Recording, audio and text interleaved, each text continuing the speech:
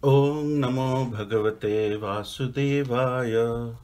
Om Namo Bhagavate Vasudevaya.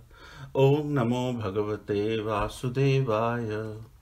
Narayanam Namaskrityam Naram Chaiva Narottamam Devim Saraswati Vyasam Tato Jayam Mudirayat. Nashtaprayesu abhadresu nityam bhagavata sevaya bhagavati uttama sloke bhaktir bhavati naistiki. Reading from Srimad Bhagavatam, Canto 3, Chapter 1, verse 41. Canto 3, titled The Status Quo. Chapter 1, Questions by Vidura.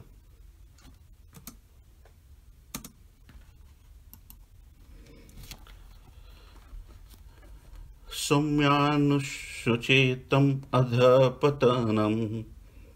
adhapatant vrate paretaya vidur hrudeja niryo pitaye nashruhuda shupusja ahang suprutran samanubratena Somyanushocchetam adhapatant bhrate paretaya vidurhruteja niryopita pitoyena shuhuda shapurja aham suputran samanupratena.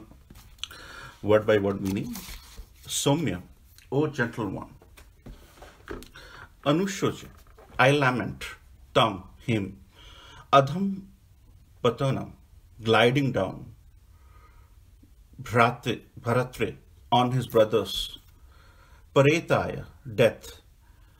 Bidruhe, revolted against. Yah, one who. Niryapita, driven out. Yena, by whom. Shruhata, well-wisher. Supurya, from his own house. Aham, myself. Suputran, with his own sons. Samanu Bratena, accepting the same line of action. Translation by His Divine Grace, A.C. Bhaktivedanta Swami Prabhupada Ki Jai. O gentle one, I simply lament for him, Dhritarashtra, who rebelled against his brother after death.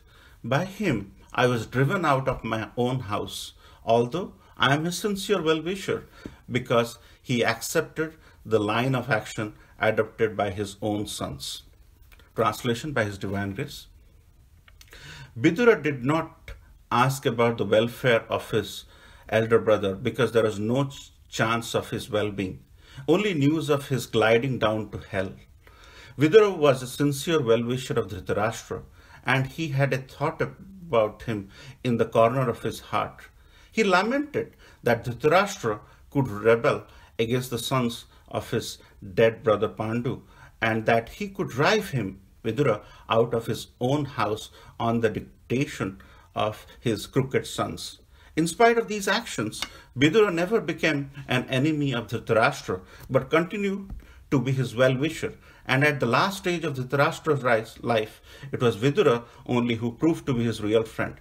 Such is the behavior of Vaishnava like Vidura. He desires all good even for his enemies.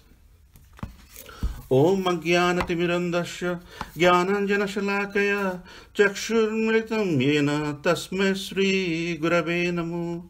Sri Chaitanya Manobhishtam Stapitam Yena Bhutale Swayam Rupa Kadamaiham Dadati Swapadantikam Bandeham Sri Guru Sri Uttapada Kamalam Sri Gurum Vaishnavamscha Sri Rupam Sagrajatam Sahagana Raghunatha Tam Sajivam Sadvitam Savadhutam Parijana Sahitam Krishna Chaitanya Devam Sri Radha Krishna Padan Sahagana Lalita Sri Visakha Vitam cha He Krishna Karuna Sindhu Dinabandhu Jagatpate Gopesha Gopika Kanta Radha Kanta Namastute Tapta Kanchana Gaurangi Radhe Vrindavaneshwari Vrisabhanusute Devi Pranamami Haripriye Vanchakalpataruvyacha Kripa Sindhuvaevacha Patitanam Pavanevyo Vaishnavevyo Namo Namo. Shri Krishna Chaitanya Prabhu Nityananda, Shri Advaita Gadadhar, Shivas Adi Gaur Bhaktivinoda. Hare Krishna, Krishna Krishna, Hare Hare, Hare Rama, Rama Rama, Hare Hare.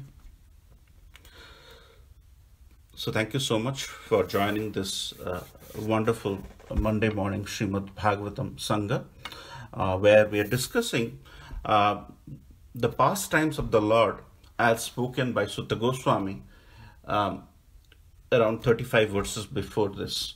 In 3.15, Sutta Goswami, in references to the Rajashris in Namisharana, is explaining what he listened from Sukadeva Goswami, where this canto started. This canto and the chapter started with Sukadeva Goswami explaining about what happened a lot of years back.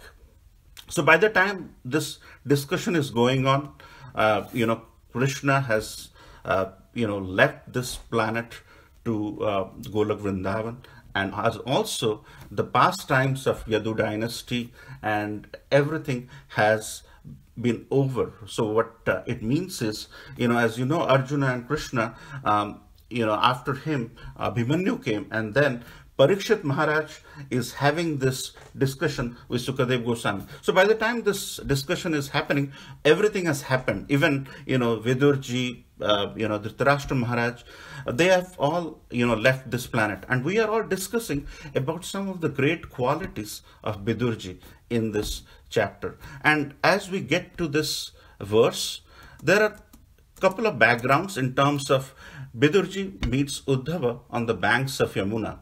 And next, immediately after, embracing him, he inquired in a very positively, as if he is seeking information about these personalities, starting with Vasudeva.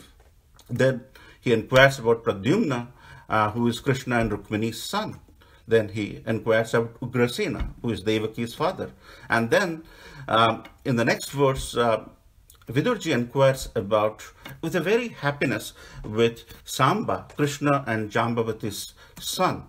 And then he inquires about Satyaki, the fighter from the Narayani Sena, who fought from the Pandava side, and he's also known as Yudhana. And then he inquires about, the epitome of bhakti, Akrura. Then he inquires about Devaki. And then he inquires about Aniruddha, the fourth planetary expansion of Vishnu. And then Vidurji inquires about the sons of Satyabhama, Hridika, Charudeshna, and Gada. And then he inquires very positively, with a lot of love, about Maharaj Yudhishthir.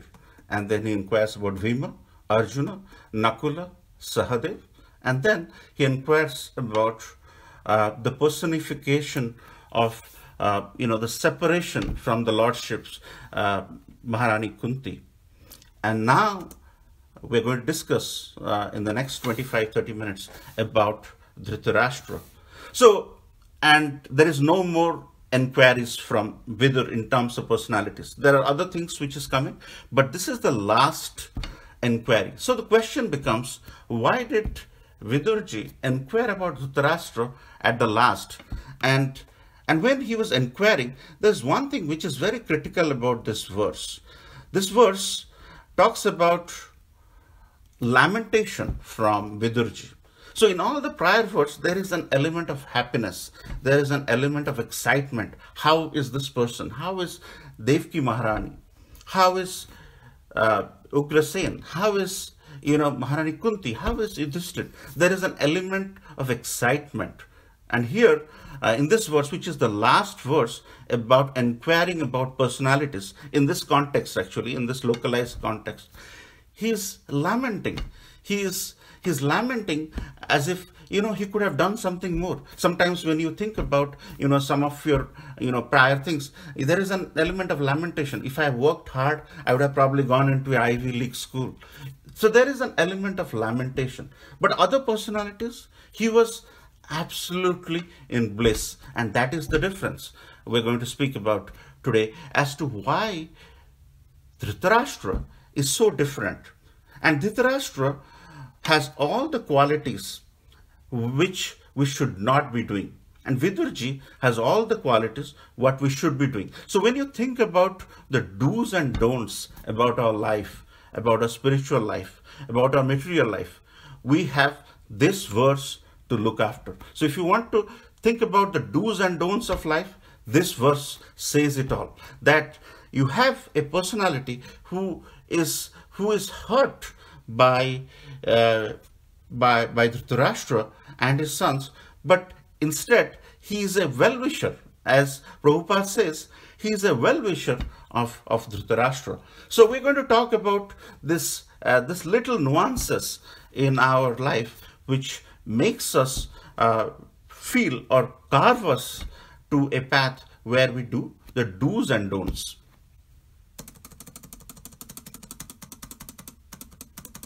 So when he is inquiring about Dhritarashtra, so we have to know who is Dhritarashtra. So Dhritarashtra was born of Vichitravirya and first wife Ambika through the impregnation from Vyasadeva. And Dhritarashtra was born blind, and he fathered 100 sons and one daughter named Dushala from Gandhari. And he also had a son from his mate Sugadha, and the son's name is Yutsu. And in order to experience what Dhritarashtra is going through in terms of blindness, Gandhari put a scarf around her so that she could experience what Dhritarashtra is going through, so that they could know each other better. And Dhritarashtra, before we go into the detailed qualities, Dhritarashtra was not physically blind. He was spiritually blind as well, which is very critical to our understanding for today's discussion. As to physically blind is one thing, and trying to be blind from scriptures, trying to be blind from the bad qualities which basically cover our mind. It's very critical in understanding this word. So we have, so he was filled with the 6 qualities: the Kama, Krodha, Lobha, Maya, Mada, Moha, and Matsarya. Lust, anger, greed, and he's too much attached to his son, and Matsarya, envy. And Dhritarashtra is Rashtra, is basically refers to a country or a property. And Dhritarashtra, through his cunning attitude, he has the ability to take land or property or encroachment. So these Dhritarashtras live today as well, where we see there are people who are too much attached to the encroachment of property. And this encroachment of property, which Dhritarashtra epitomized, is still there. So Dhritarashtra has gone, but he has left many Dhritarashtras in this age of Kali. And there is this basic elementary anartha, the 6 of them, but he was brewing with revenge. And what is revenge? If you dig deep into what our acharyas have said, revenge is actually a compound anartha, which is actually a mixture of anger, where you are basically red, and you are also spiced up with envy. So Prabhupada says, of all these 6 anarthas, lust may go away, anger may go away with age, greed may go away once your kids get out of the house and you are on your own. You may not greed. But the envy is the last anartha which leaves a person. And that is the last yardstick to get rid of in order to be liberated and have the love for Krishna. So this envy is something which actually is very critical in understanding Dhritarashtra. So in Bhakti Vinod Thakur, in the book Saranagati, there's a song called Amar Jivan. And here, Bhakti Vinod Thakur says, what is envy? He says, Para Sukhe Dukhi.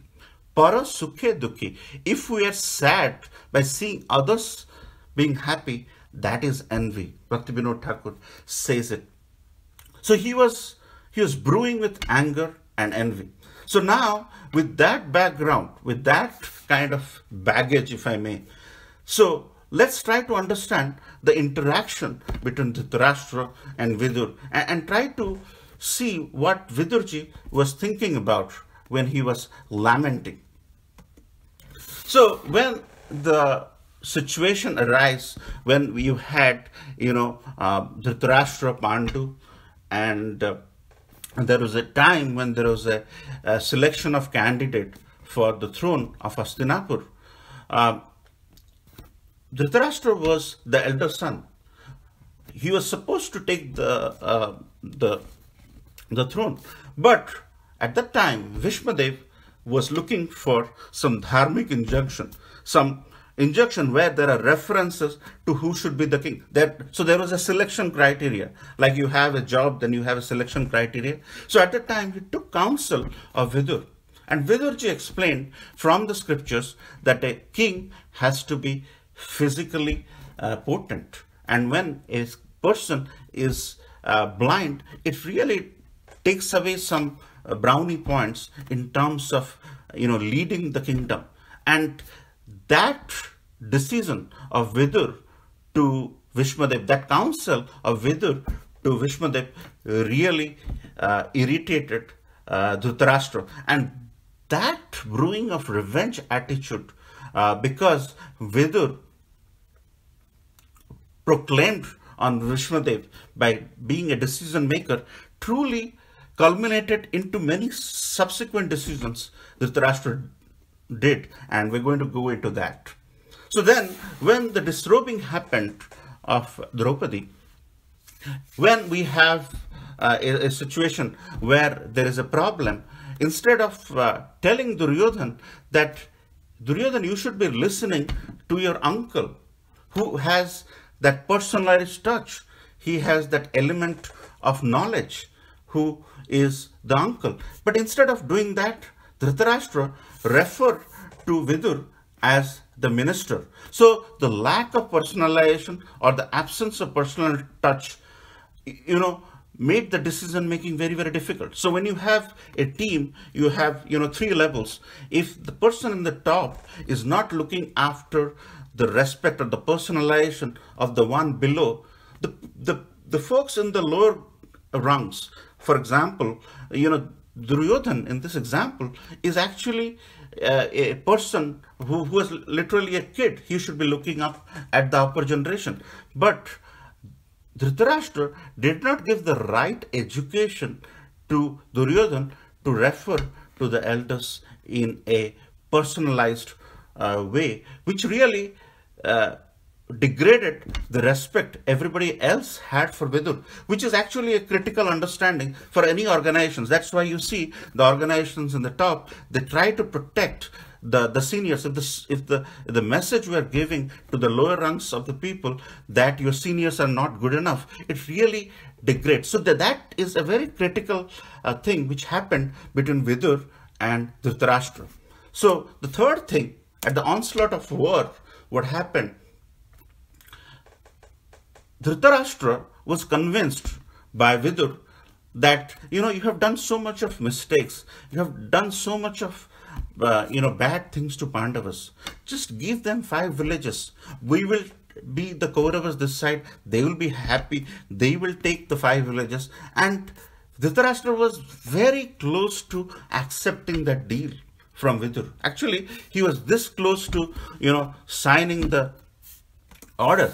But at that time, that anartha we spoke about, the revenge attitude, which is basically a culmination of anger and envy, which started with the first pastime where Vidur took away Dhritarashtra's rights to the throne by giving indication to Vishmadev that he is not fit to be the king, really culminated in him. And that indecisiveness in him, he was actually 99% close to giving away the villages. There are references in Mahabharata when Vidur had totally convinced. Vidur was an amazing statesman, and we'll get into his archery skills and all that later.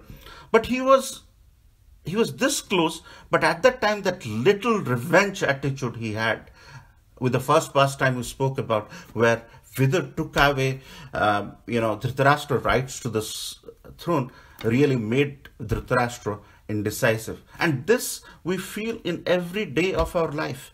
We may be doing the right thing, but suddenly this Maya, this Kali, this age of quarrel and hypocrisy, sets on us, and sometimes this revenge attitude puts, and that's why this 1% of, this 99% of the good we may have is wiped out by this 1% of bad. And this revenge happens every day in everyone's family, and this is very bad anartha, and that's the compound anartha we spoke about, where it's a culmination of anger and envy. So he did a crime actually by not giving the 5 villages which Vidurji was negotiating. He did a crime with the fear of losing. So he was very fearful. He was not only blind in vision physically, he was spiritually blind. So that's the third interaction between Dhritarashtra and Vidur, which culminated into so many subsequent decisions. So actually, if you think about it, Vishmadev trained all the 3 kids very prominently. Dhritarashtra is mentioned in Mahabharata, in the many thousands of verses Mahabharata has. It is mentioned that even if he couldn't see, but if he can get hold of somebody, he has the power of 100 elephants. He was very, very, very, very powerful. But he was lack of sight. Then, and he was born because Ambika, at the time of impregnation, was fearful, and he closed her eyes, so he was blind.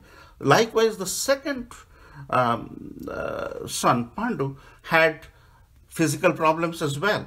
But many times it is not mentioned that Vidurji's mother accepted the impregnation in a very open mind. Actually, Vidur was a tremendous archer. He was very, very, very, very powerful. But by virtue of his good scriptural references he has, people don't refer to Vidur. Actually, Vidur was supposed to fight for Kauravas, actually. And Vidur epitomized dharma. And if Vidur would have fought for Mahabharata from the sides of Kaurava, things would have been different. But at the nick of time, Duryodhana messed it up. He abused Vidurji as Dasiputra, and that really sealed the deal. And then, as you saw in the translation, Prabhupada is saying, you can't do much about this kind of people. They are basically hopeless situation. And he just walked out. He left the bow and arrow, as you saw in the English Bhagavatam, Srimad Bhagavatam. There is a wonderful picture of Vidurji leaving the bow and arrow. Actually, he could have killed many people on that day. Vidurji was so powerful. He was absolutely capable. And if you would have fought in the Kaurava side, things would have been different. But how not to abuse elders is a very critical thing we have to learn. So all these things on the board are something to think about for our day-to-day life. So if Vidurji would have fought for Kauravas, the things would have been different. But Krishna always looks for dharma. So when it comes to righteousness and dharma, righteousness and your duty, dharma always wins. And he was in so he realized that there is no point making a headway to make these people understand. So he left and he went on a pilgrimage. And today, in front of Uddhav, he's lamenting about, he's actually lamenting, he's not really cursing Dhritarashtra, he's feeling for him, he's lamenting with love, actually. So then after the war, then there was, Dhritarashtra had this envy, right? So he was, even if he kind of, his sons died and he was taken into the palace, and Gandhari and Dhritarashtra lived with Pandavas for a few years before they went on Vanaprastha. After the war, Dhritarashtra still hadn't given up that element of envy and anger. So when Duryodhana was there, he was living, he used to have this boxing, fight in an incognito manner in the outline of a Bhima. There is to be a big pillar which is kind of grafted as Bhima, and Duryodhan used to fight, which is to box there, because he wanted to have a go-life situation with Bhima. So that's why he had an idol of the Bhima, and he was fighting. So, and as we discussed, Bhismadev had put in very good skills in Dhritarashtra. So he put in the strength, and now he wanted to embrace Bhima because he had power of 100 elephants. He could crush anyone. Actually, that includes Bhima as well. But and Krishna knew it, and at the time, as he was blind, there is a big, pastime there. We would have relished that pastime if we had time. But instead of embracing Bhima, he embraced that Bhima's outline, and with lot of sadness, with lot of, and he crushed that, stone outline. And after the war, they lived for a few years with Pandavas. Then they went to Vanaprastha together with Kunti, Gandhari, Dhritarashtra, Vidur, and Sanjay. So Prabhupada writes in his purport, just to summarize, that in spite of all these actions, Vidura never became an enemy of Dhritarashtra, but continued to be a well-wisher. And at the last stage of Dhritarashtra's life, when they were in the forest in Vanaprastha, Vidur only who proved to be his real friend. He was with Dhritarashtra at the end. And such is the behavior of Vaishnavas like Vidura. He desires all good, and even for his enemies. True Vaishnavas doesn't have any enemies, and they are always paradukhe dukhi. And on the contrary to what Bhaktivinoda Thakur wrote in the Saranagati book, in that poem, where the envious people are parasukhe sukhi, but Vaishnavas are paradukhe dukhi. Vaishnava sees everyone as part and parcel of Krishna, and Vidurji epitomized that. And it's with a sadness and with lamentation, Vidurji is explaining about the qualities, and he is remembering. And whenever we meet after 20 years, for example, and we will be older by 20 years, we will be remembering all the good things we have done in our temple. So we will be remembering some people who acted as, Nrsingadev, for example. There are some personalities who are imprinted themselves in our memory. So as much as possible, more positivity we spray, we will remember, and we'll stay away from anarthas, and we'll feel happiness with others' happiness, and we'll feel sadness with others' sadness. And that is the community we are trying to build, and that is exactly what Vidurji is reflecting here. So with that, I'd like to end here, and I'd like to open up for some of your thoughts and comments, because this verse has the yardstick to recognize the do's and don'ts of life, what we should do by following the footsteps of Vidura, and what we shouldn't be doing by following the footsteps of Dhritarashtra, who had this element of compound anartha of envy and anger. And he had other anarthas as well, but in this context, he was full with revenge. So with that, I'll end here. I'll seek your questions and comments for a discussion. So thank you so much. Srila Prabhupada ki jai. Hare Krishna.